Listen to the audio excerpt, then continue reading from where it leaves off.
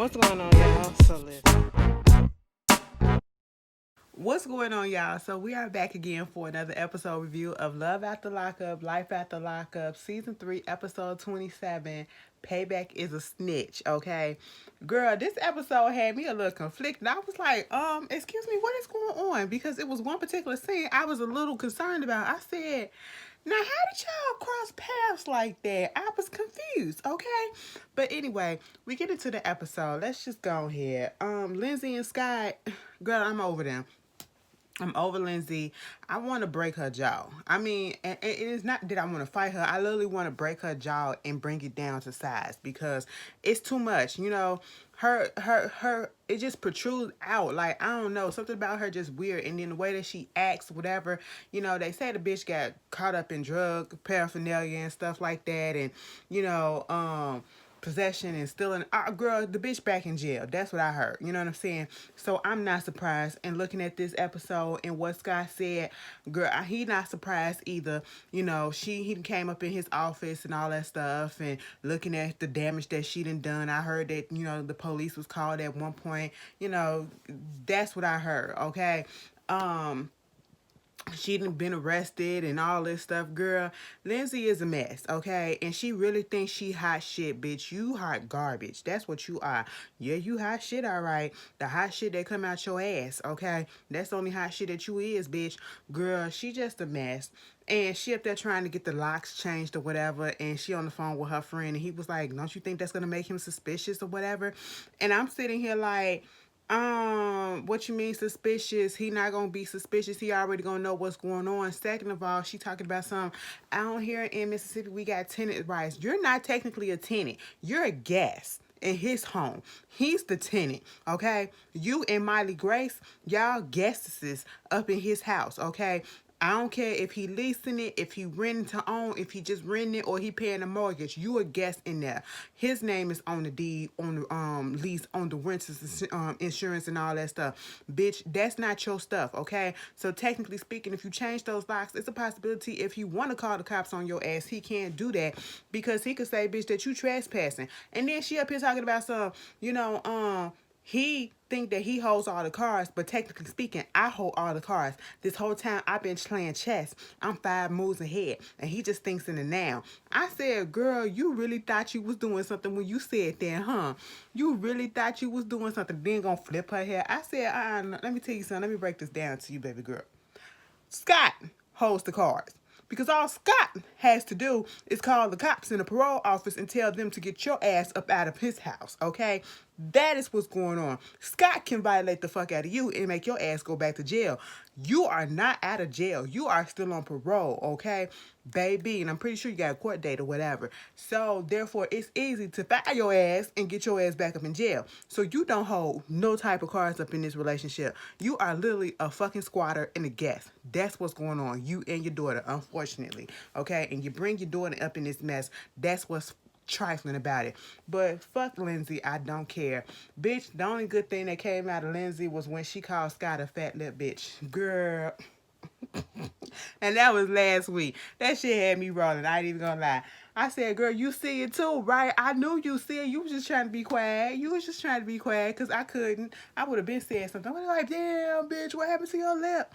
Girl, anyway, moving on from that. Michael and Sarah. I'm about tired of this merry-go-round too. Okay? Michael, he goes over there to Sarah's place. Sarah and him sits down and they have this little discussion with Ariana, which I felt was mature and big of them because, they so goddamn immature with each other and the way that they got into it in front of the kids and all this stuff, they had to smooth it over. So I was really kind of surprised that they actually sat down with each other and with little Ariana and apologized and told her the actions that y'all saw, earlier with daddy and us going off on each other, that's not what we want you to see and all this stuff and apologize and all this and woo woo woo. It was cool. Ariana go get in the bed, she like it when, she like it when daddy tuck her in and I love tucking her in, whatever, boo, boo, boo. I was like, okay, that's the least you could do, Michael. He said that shit like he wanted a cookie or a prize or some money for it. I said, that's your job? That's your job as a parent. I'm just saying, like, for real. Okay. And, they get into a whole little conversation about where they stand at. And I'm sitting here like, y'all get into this big argument at the hotel and you still gonna be cool with him sleeping up in your house? And the producers had asked Sarah, so where Michael sleeping? Here goes Sarah right off the bat. He's sleeping wherever he's sleeping because the bitch ain't sleeping with me. Nope, it ain't happening. I said, girl, you could be all tough in your talk like that and big up in your chest. You lying. You're lying. Okay? Because this conversation that they wound up having, I was like, she lying. She lying. And she gave herself away when they was talking. He was like, so what's up with you and O'Doyle?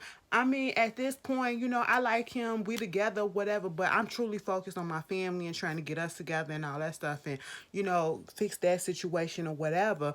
And, they talking about something, you can have whatever relationship that you want to have. It's cool. It's cool. But at the end of the day, if I can want to have sex with Sarah, best believe I can have sex with Sarah. I said, Michael, I feel you. I understand it because I can see it. I mean, I don't like your ass, but you telling the 100% true. If he wanted to have sex with Sarah, Sarah would give up them cakes and that cooch. Okay, that's just all to it. You know what I'm saying? She was like, what if I had 3 dates lined up or whatever and I needed some condoms or whatever? He said, just use the condoms. I'll give you some condoms. Use the condoms that I left, okay? I said, Sarah, he making you laugh and shit. I said, bitch, he putting you back in the zone. Stop playing. Stop playing. That's how I know. They probably ain't fucked that night, but they fucked the next, okay? Listen, she was like, we not having sex either or whatever. He was like, you can have whatever you want. I can have whatever I want.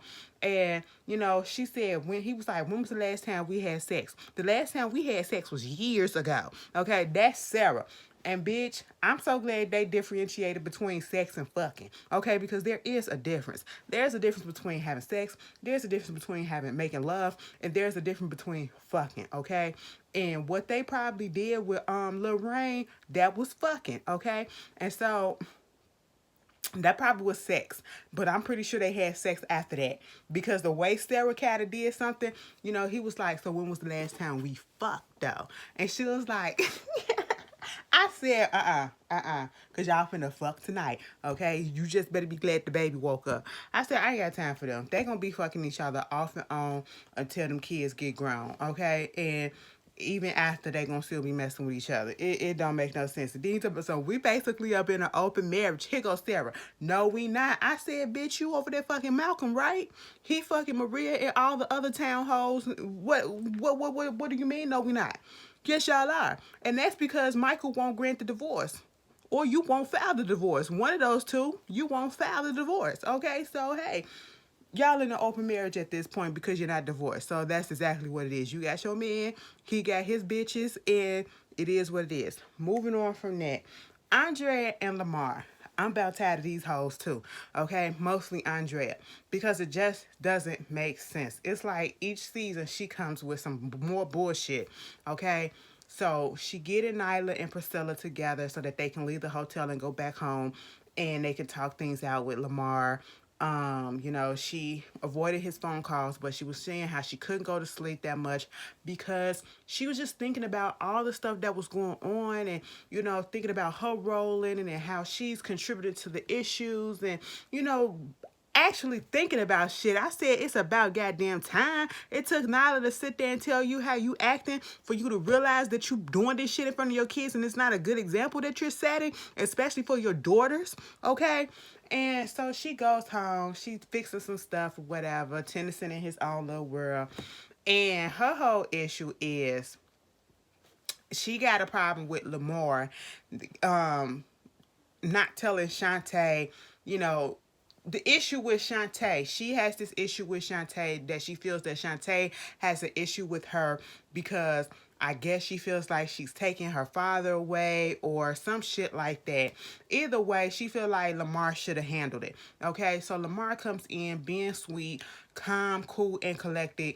And a bitch like Andrea needs a nigga like Lamar. Somebody that ain't gonna fly off the handle and could take her crazy, okay? Because he's like the calm it down type of person. He not trying to escalate the situation, because as soon as they came in, he could have just went off and be like, bitch, you gonna take my daughter and all this stuff and woo woo. No, he came in calm, cool headed. He had time to think. He understood what was going on. He gave her some flowers. And basically, he asked her the question, what are you upset more with? Is it because I told Priscilla to keep this secret from you? Or is it because I actually took her to go see Shantae? Which one is it? Her thing is, she feels as though, she do feel a way about the fact that he went and took her to go see Shantae and told Priscilla not to say anything. He apologized for saying that. But as I've been saying in the last 3 reviews, you have to look at yourself and your actions to understand and see why that was even an option for him to even have to say. That should never have been an option. That should never have been a thought that had to come to his mind for him to have to put up there and to tell his daughter to lie about seeing her sister to you. Because obviously, you're the problem. And you're sitting up here trying to make it seem like it's Shantae that has an issue with you or whatever, and that he's the one that needs to figure it out. But I'm pretty sure it's more so on your side. Because Shantae had no issue, seeing Priscilla when she saw her. Okay, they was cordial or whatever. That meeting should have been happened, okay? That was you pushing it off. You didn't want to. If he felt the need that he had to keep it a secret from you, obviously you felt some way. You're trying to make it seem like Shantae, feels like, Andrea took her father away from her or whatever, but it just don't make sense to me. It's just not adding up to me, okay? Y'all do got issues that y'all need to sit down and talk about, and I'm pretty sure it's some jealousy going on, and it's on Andrea's plate.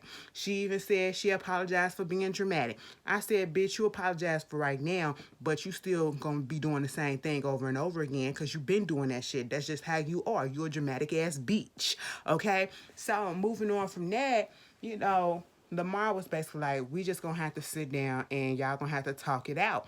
That's all that it comes to, okay? And at the end of the day, I don't care what Andrea has to say. Lamar should has a relationship with his daughter.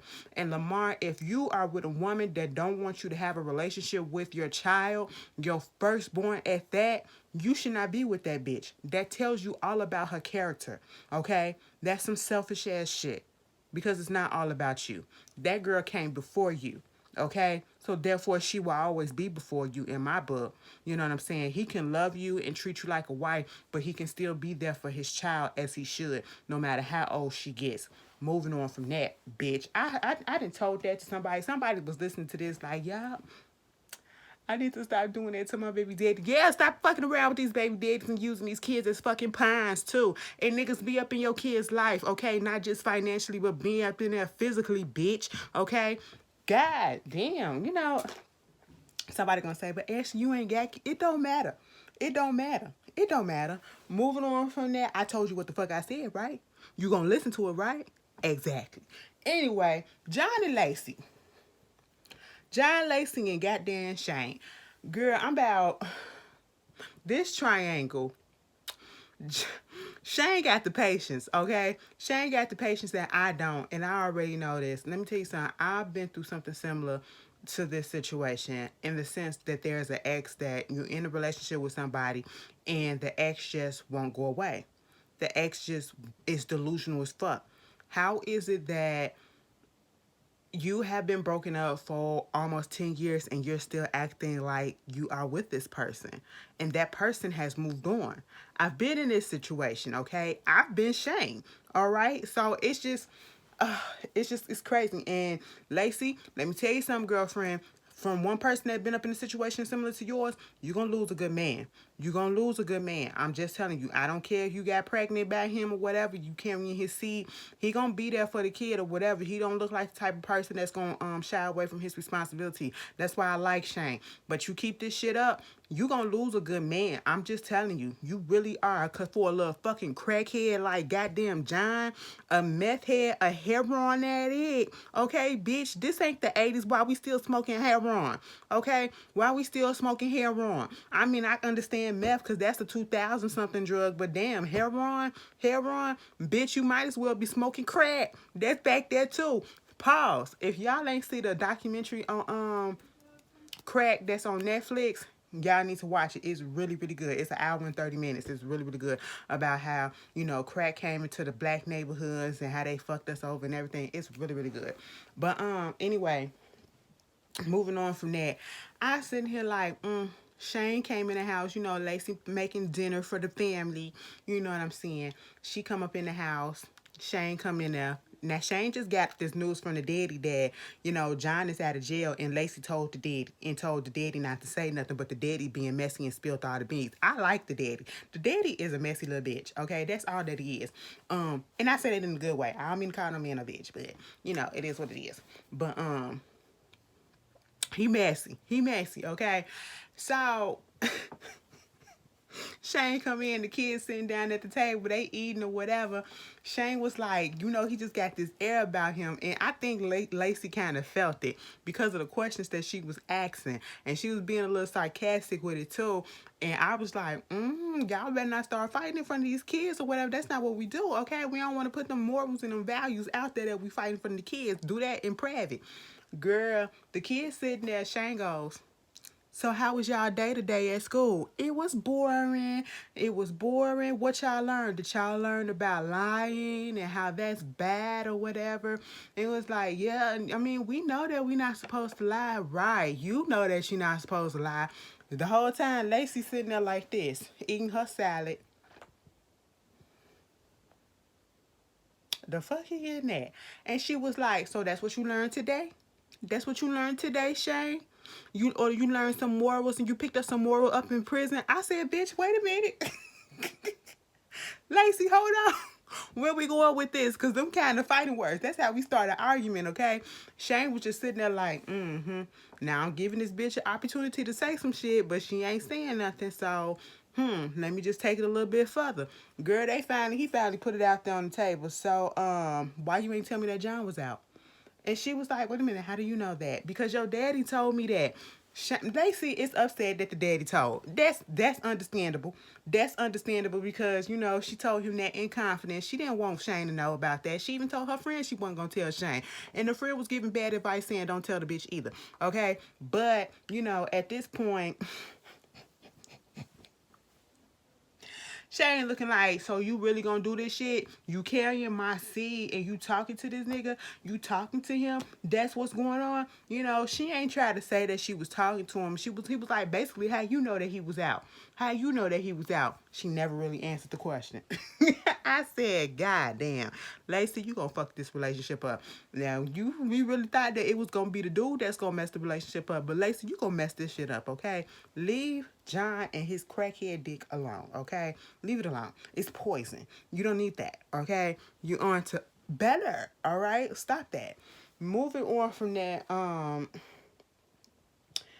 girl, who else we got? Scott and, Destiny, girl, Scott and Destiny, Sean and Destiny. So, you know, Destiny having little mixed feelings and talking to her sister Brittany is the night before going to court, and they basically talking about whether or not she gonna run or not or whatever. I really don't care. Sean, he comes down there, she pissed off that she might be coming down there or whatever. But my whole thing is, she said, because I think he called her, and she was like, I told him not to come down here, like, whatever. And they said, what if you go to jail? What you gonna do with Sean then? I'm gonna keep him on the hook because I'm gonna need him while I'm in jail. I said, wait a minute, bitch. Hold the fuck up. You don't want him to come down here. You playing around with this man's money and you don't expect him to come down here to see if you go to court. He has every right to come down there to see if your ass go to court. Okay, while you sit up here debating whether or not you gonna go to court. Okay, take your ass to court. Get your sentence. Like the sister said, if you don't go to court, it's gonna be more years for you once they find your ass. I was sitting here like, girl, you don't make no sense at all. You don't like jail. Why don't you just go ahead and do it to get get it over with, because you just gonna make it much worse. And then you're gonna continue to play this man. All you pissed about is because he's still having interaction with his baby mama. You acting like he fucking that bitch, okay? And that ain't even a goddamn case. Baby girl, at the end of the day, you with somebody that got kids. I don't care if it's 1 or 6, okay? And they gonna still be interacting for the rest of their life because they have kids. That's just how it's gonna go, okay? That's what co-parenting is, okay? And so you talking all this mess, and then it gets time for the court day. 10 minutes before, she ain't there. She up in the car talking about some, you know, I can't tell my sister, it's a secret and all this stuff. Bitch, what's the secret? Is you showing up or not? I heard Destiny ass was back in jail too, okay? Shine, did you get your $50,000 back? Okay, because you stupid. Even though you got a right to be down there, but bitch, you stupid, and I hope you learn from this goddamn lesson. Moving on from that. Quaylin and Chevelle. Listen, Quaylin said, I'm finna go get my boo back. I don't give a fuck what y'all talking about. I'm finna go get my boo back. You know what I'm saying? That's my girl. That's the one that I want to be with. Even though, you know, that dress did Chevelle no favors. Okay? You know what it is? Chevelle barely got back. And she ain't got no broad shoulders. Like, her shoulders don't come out. Her shoulders swoop over like this. So her body is literally like that. It's just a straight fucking line. And, you know, she got, her weight is proportioned differently. So, you know, she like small at the bottom. You got a little pudge right here. And then she got a thick face. She got a thick face with a thick neck. You know what I'm saying? That's what it is. You know, it make her look older than what she really is. And so, you know, that ain't her fault that her body built like that. You know, she was born like that. It looked like she should have been a little person all of a sudden. A little bit. No shade. No offense. You know what I'm saying? But that's how it's rocking. You know? And then them braids and that do-rag ain't doing no better. Okay? She look like somebody auntie up in this bitch. Okay? She look like Quaylin's auntie instead of girlfriend. But anyway, he going around. He said, bitch, I'm finna get my girl back. Okay? I'm finna get on this flight to Missouri. I'm finna call Maila. Okay? Chevelle ain't answering the phone, but Maila is. You know what I'm saying? Maila done gave away the location. Daddy. You know, it just disturbs me every time she calls him daddy, knowing that she do have a father that's in her life actively that I've heard. But, okay. I wonder how he feels about that. Meanwhile, Demarc overheard what was going on, and he feels some type of way. Now, this is where, now I like Demarc, okay? Quaylin was dead ass serious about getting his girl back. You know, he was willing to walk to the Ferris wheel, okay? They was at this little, up in Bronson, at this little amusement park that looked like, if you from Chicago, Illinois, we used to have, in the little suburbs, we used to have a place called Kitty Land, okay? It was like a mini amusement park that always went out. It closed like a few years ago, but we went there before. You know, we used to go there all the time. And, that's what it looked like they was at. It had all the little rides. It was like a mini Six Flags. That's what it looked like. Okay? You know, a little carnival type of shit.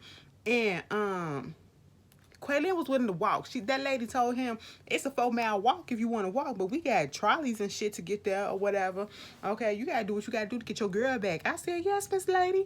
But he cheated, but you know, she gonna take her back anyway. But yes, Miss Lady. Okay, so he go down there. And he meet up with Chevelle. He see them, and he got his backpack and his luggage and everything. I said, "Ooh, that man determined, because he ain't got nowhere else to stay. Okay, he ain't got nowhere to stay up in Missouri, and he probably ain't got no cash to get no hotel room." But I'm just saying, at the end of the day, I still like Quaylin, even though he a fuckboy. Okay, I still like Quaylin. I'm still rooting for him, you know. But I can admit, when if I see a fuckboy, I see a fuckboy, and that's a fuckboy right there. Okay, I'm just gonna say he's gonna fuck up again. All right, but something about him makes him a likable type of person. Okay, unlike, you know, Michael, he's a fuckboy that I don't like. You know what I'm saying? Cause he just real out in the open and bold with his shit, and I don't like that stuff. Okay, if you're gonna be an asshole, like, do that shit on the low. Okay, at least come off like you a good person, but be a fuckboy underneath it. You know what I'm saying? I understand that, because that's exactly how I am. But no, anyway, moving on from that. I want to put my toxic traits out there. It's probably why I can't get. Let me shut the fuck up. Anyway, yeah, I be looking like, damn, Ashley, so this really how it be with you in a relationship? I have to look out for these things? I ain't saying you gotta look out for these things. I'm just saying. Anyway, moving on from that. This ain't about me. So, girl, so they sit down, and Demarc see them come up there. Now, at this point, Chevelle was talking all this shit with Demarc about what she gonna do, what she might not do, and all this stuff, whatever. But as soon as she saw Quaylin, Oh my God, Qualia, how you doing? I sitting here like, what was all that shit you was talking in the car on the way to this amusement park? Oh, okay, you forgot all about that. You and D-Mark was talking a whole bunch of shit. D-Mark, on the other hand, he never liked Quaymie, okay? Because he a prison dude, so he know how prison dudes work. That's how he thinking, you know what I'm saying? And this what got me upset with D-Mark, because usually I'm 100% on D-Mark's side, and the stuff that he's been saying has been real, like, you know, giving her that real shit, because he was Quaylin at one point. You know, he had a girl that he was talking to on the outside and was giving her all these false promises, and as soon as they got out, he got out of jail, the shit fell flat. He didn't want to be with her or whatever. He fucked it up. So, you know, he know how them niggas roll or whatever. So he basically, them two going back and forth about who the king and who this and who that or whatever. And it was irritating me because, you know, he was inserting himself as if, and that's why somebody in the comments had to ask, is Demarc and Chevelle fucking? I said no, I hope not. They cousins, and they look like they first cousins at that. They blood. You know what I'm saying? Like they sisters is they mamas is probably sisters, or they mama and daddy probably brothers and sisters or some shit like that. You know what I'm saying? That's blood. You know, and I'm sitting here like the way he was acting like he was her man. And I ain't like that. And I understand you being protective of your cousin because, you know, people make stupid decisions. But at this point in time, you have to let her in regardless. And see, this is why I don't believe in telling everybody my business about what's going on in my relationships or, you know, family, whatever. Because once I tell you all this fucked up shit about them and then I take them back, you still gonna have this sour taste about them. You know what I'm saying? So keep that stuff to yourself sometimes, or don't tell it all. And at this point, you know, D-Mark is just going off, okay? And I'm just sitting here like, D-Mark, I understand you trying to be protective of your cousin, but you gotta let her live her life. You gotta let this grown woman figure out what she's gonna do with her relationship, and you're gonna have to accept it, okay? Or just butt the fuck out and tell her, don't tell me nothing else, because you're gonna do what you gotta do. But anyway, moving on from that, Puppy and Amber. Now this is what confused the fuck out of me. Puppy and Amber was getting ready to go to the club, right? Amber finna show Puppy her friends or whatever. Most of them was gay. It was gay boys and all that stuff. I clocked that real quick, okay? But you know, Amber was getting ready. Puppy looking at her like,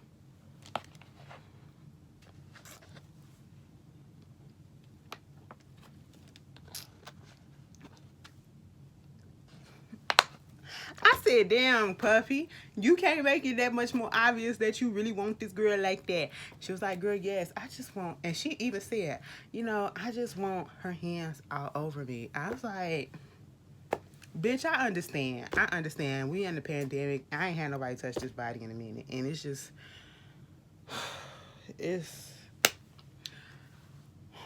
I'm like, damn, am I ugly? Am I too fat for you or whatever? Like, you know, come get this teddy bear. Like, what's going on? I just don't understand it. Like, somebody hit me up in my Cash App, gonna ask me some stuff. And I was like, bitch, I'm trying to get an answer back from you, but you won't hit me back up.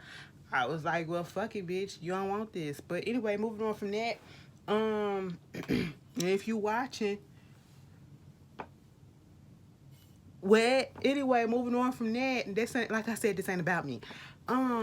They go to the club and Puppy is confused because she was like, you know, we up in the club and we seeing her friends or whatever, and I'm thinking this night is about me or whatever, but it's really about Amber and her friends and all that stuff. And we having a good time, and she down there talking to her friends and talking about, are y'all together? And she was like, yeah, we in a relationship, we've been together forever and all this stuff. They was like, this your first time being with a girl? She was like, no, but it's probably Amber's first time being with a girl or whatever. They was like, you know, you got to give her some time and all that stuff. She was like, yes, I know, I understand that. But she like giving me these mixed signals and all this stuff. Like, they in the club full out kissing each other and, you know, being tonguing and everything. And it was making me uncomfortable, okay? They dancing with each other. I said, Amber, what the fuck is that? I said, white girls can't twerk, okay? But I don't know what you is, but baby, that wasn't it, okay? It was making me hella uncomfortable because they was drunk as shit. You know what I'm saying? And I clocked what was going on. Because last week, we found out Amber got a boo that's up in jail. You know what I'm saying? A man. But, you know, she get drunk and she fuck off on Puppy. You know what I'm saying? And Puppy like, damn, so bitch, that's what you do? You got to get drunk to get with me or whatever? You got to get drunk to kiss me and all that stuff and all this stuff? Meanwhile, she was like, and Amber wasn't supposed to leave me alone. She left me alone in this group of people I don't even know. Amber is over there talking to Scrap. De Leon. Scrap from Love and Hip Hop Atlanta, KK's son, Tommy X. I'm sitting here like, hold up, is that Scrap? I had to rewind and I paused. I said, bitch, I know that knows any motherfucking well. Girl, that's what gave it away. I said, now what the hell are you doing down here? And what? Is y'all finna have a crossover? What's happening? Like they was in a full-fledged conversation. I said, Amber, how you know him? Scrap, how you know Love and Hip Hop? Love After Lockup We TV. Bitch, what was going on? I was confused. I was a little confused. But, you know, at this point, I said, Puppy gonna get her heart hurt. She gonna get her heart hurt. Because Amber don't want that girl like that. Amber don't want that girl like that. Amber probably gonna let her hit one time, and that's gonna be it. She probably gonna let her hit out of pity. Okay? I said, girl, Puppy, you need to just go on. You see the signals. You see the signals. Don't allow yourself to be played like that. But anyway, that was Love After Lockup, because this is getting a little long. And y'all tell me how y'all felt about this episode. It was a cute little episode. I gave y'all 30 minutes. It was cute. It was cute. Okay, I had fun. Anyway, y'all tell me how y'all feel, and I will see you guys later for Bell Collective. Peace.